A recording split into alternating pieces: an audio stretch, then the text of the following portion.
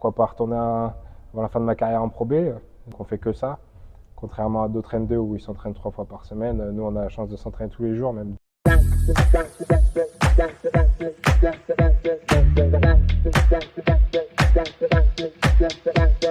Bon, bonjour à toutes et tous. Aujourd'hui, interview avec Kevin Tallien, qui a gagné le Trophée du Futur il y a quelques années maintenant, qui a été médaille d'argent avec l'équipe de France en 2012, il me semble, et qui aujourd'hui, à 31 ans, joue en N2 à Levallois, pas aux Metropolitans, Non. mais aux Blue Steelers, Steelers. Blue Steelers de Levallois.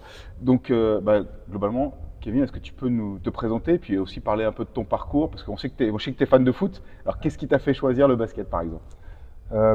Déjà, mon père était coach de basket, donc j'ai pas eu le choix. Depuis tout petit, j'ai joué au basket, j'ai commencé à 3 ans, donc j'ai pas eu le choix. J'ai joué toute ma vie au basket.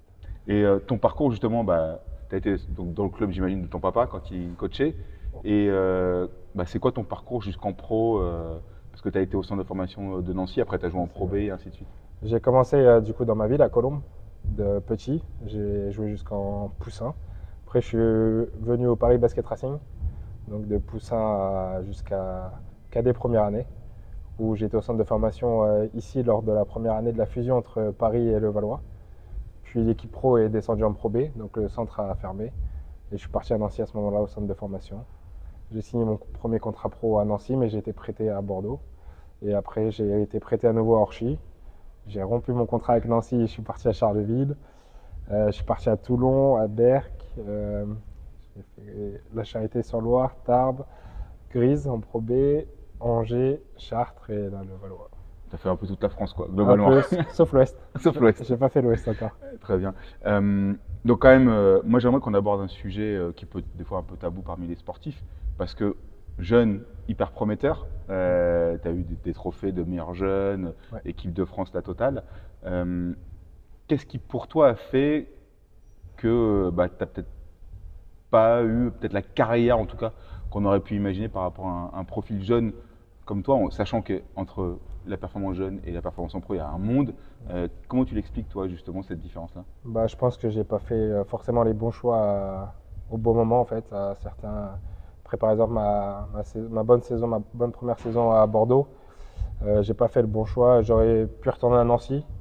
J'ai préféré être prêté à nouveau à Orchy. Et en fait, je me suis retrouvé à pas jouer du tout à Orchy au final. Et je pense que peut-être que si j'étais retourné à Nancy, j'aurais eu un peu plus de temps de jeu et ça aurait pu être différent. Mais c'est comme ça.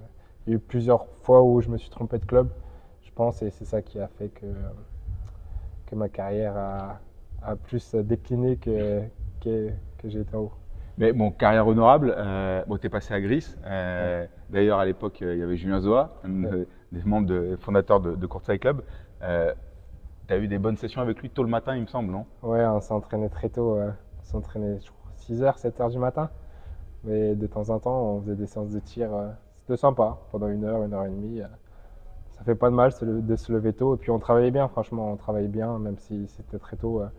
J'étais motivé. Et, Julien s'est motivé, donc c'est vrai que tu viens par reculons. Tu viens, tu as envie de venir. C'est même moi des fois qui lui demandais. Et c'était sympa, c'est différent. Tu as mentionné, tu as joué à la JS à Bordeaux donc, pendant le lockout. Donc c'est l'époque où il y avait Boris Dio, Non, qui était président, non? l'année après le lockout. L'année après le lockout. Donc il était président encore. Il était président encore. Tu as pu avoir des échanges avec lui ou pas à Oui, l'époque? il est passé nous voir en début d'année. On avait fait une journée avec lui sur son bateau à Arcachon. Il nous a invités au restaurant. C'était sympa. Ouais. On a pu échanger avec lui. Plutôt cool, j'imagine. C'était cool. Bon, donc on va revenir sur ta carrière. Tu mentionnais le fait de peut-être pas avoir la carrière escomptée. Pour autant, tu es un joueur professionnel de basket, c'est ton métier en National 2. Tu peux nous expliquer justement comment on a cette carrière de sportif pro en N2, donc en 4e division pour ceux qui ne connaissent pas trop le basket en France, et comment on allie tous ces éléments-là et qu'on cherche toujours à aller peut-être remonter au-dessus. Comment toi tu l'appréhendes et comment tu travailles pour ça?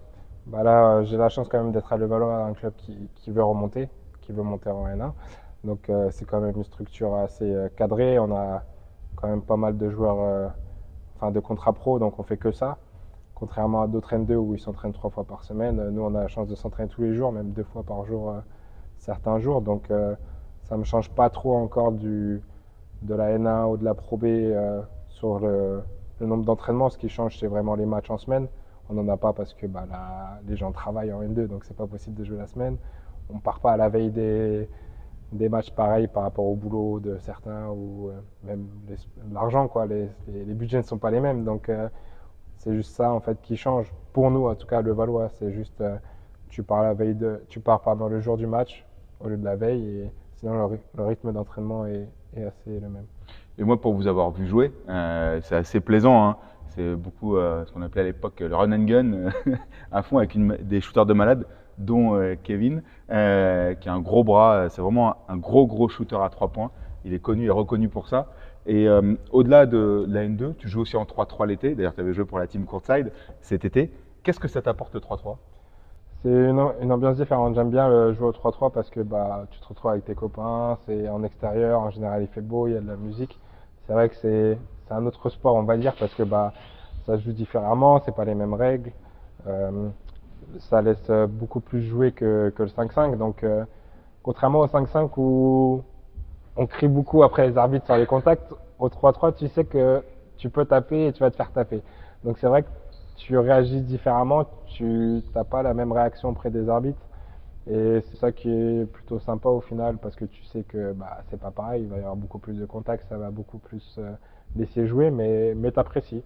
Et puis tu es avec tes amis tout l'été, c'est différent. Et moi j'aime, c'est plus cette partie-là que.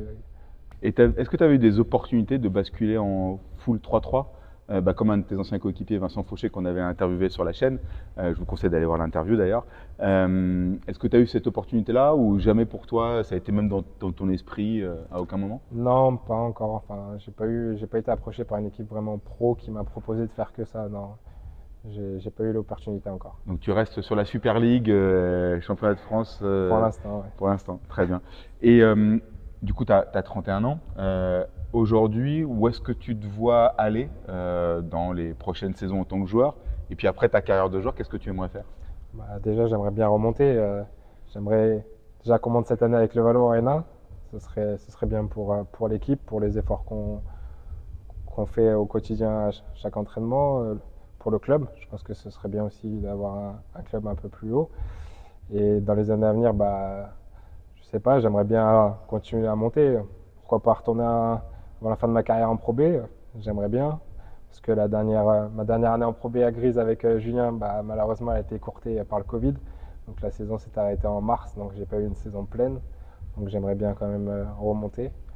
Et après ma carrière, je ne sais pas encore. Là, en ce moment, je suis une formation de préparateur physique. Parce que j'aime bien ça, j'aime bien aller en muscu, ça m'intéresse. Après, est-ce que je vais vouloir faire ça après ma carrière? Je ne sais pas. Mais au moins, je commence. Et justement, toi, tu as quand même pas mal, tu disais, vu de clubs, de structures et autres. Qu'est-ce que tu te donnerais justement pour éviter les mauvais choix comme tu les as mentionnés à un jeune? Qu'est-ce que tu donnerais comme conseil justement par rapport à ses choix, à comment gérer au mieux son début de carrière? Je pense qu'il faut vraiment être bien entouré. Choisir vraiment le bon agent, c'est important. Qui va bien te conseiller parce que j'ai peut-être pas été aussi bien conseillé quand j'étais jeune. J'avais un agent, mais il m'a peut-être pas conseillé les meilleurs choix. Après, des fois ça peut arriver, mais je pense qu'il faut vraiment bien peser toutes les décisions qu'on va prendre, surtout étudier tous les projets qu'on nous propose, parler vraiment avec les coachs. Parce que des fois, mon agent m'a dit moi j'ai eu ce coach-là, il te veut vraiment, mais moi j'ai pas échangé avec le coach et au final, je me suis retrouvé à pas jouer. Donc c'est vrai qu'il faut. Bon, après, il y a des coachs qui m'ont parlé et j'ai pas joué non plus, mais il faut vraiment essayer d'explorer le plus possible ce qu'on nous propose et pour faire le bon choix. Très bien. Juste dernière chose, pour toi, est-ce que tu peux expliquer, justement, au commun des joueurs du basket, les différences de niveau, parce que tu as joué à différents niveaux, N2, N1, Pro B, et un peu en Pro A, mais en tant que jeune, avec le SUC Nancy. C'est quoi les plus grosses différences, ou est-ce qu'il y a les plus gros gaps sur ces 4 divisions? Je pense que Pro A, Pro B, ça doit être en termes, ça se ressemble un peu entre les fins de tableau et haut du classement en Pro B. Après, je pense qu'entre les clubs qui jouent le tableau Pro A, il n'y a aucune Type Monaco, c'est injouable. comparaison possible. Oui, même je pense ceux qui sont en play-off, qui jouent la Coupe d'Europe, je pense qu'il n'y a pas de comparaison possible parce que surtout qu'ils ont plus d'étrangers que les clubs de Pro B. Puis N1, on ne va pas en parler, N2 encore moins. C'est ça qui fait des fois la différence, c'est le nombre d'étrangers, le nombre vraiment de pros et l'expérience. Parce que plus tu descends, soit tu vas avoir des pros en fin de carrière ou des jeunes qui veulent commencer. En Pro A, Pro B, c'est vraiment des joueurs confirmés en général, ou même ceux qui sont en fin de carrière sont quand même vraiment costauds encore comparé à ceux qui descendent. Donc c'est vrai que c'est à ce niveau-là, je pense que c'est plus l'intelligence de jeu. Plus tu descends, moins t'en as. Merci Kevin en tout cas pour cette interview. N'hésitez pas à le suivre sur les réseaux évidemment.